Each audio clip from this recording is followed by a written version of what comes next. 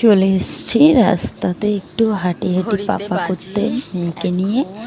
এখন ঘড়িতে বাজে কটা, সেই 5:15 হবে। হ্যাঁ, 5:15, একদম কারেক্ট টাইম 5:15। তো মেয়েকে নিয়ে চলে এসেছি রাস্তায় একটু হাঁটি হাঁটি করতে, অনেকদিন পর। বেশি একটা বাড়ি থেকে যেহেতু বের হয় না, তাই জন্য। তো তো এখন সকালের হাঁটা হয়ে গেছে, এখন বাড়ি চলে যাব।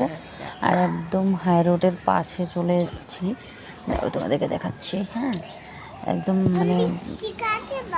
মানে কি বলবো পুরো। আর এখন বাড়িতে চলে এসেছি, বাড়িতে এসে মেয়েকে রেখে তারপর আমি আমার কাজ শুরু করব।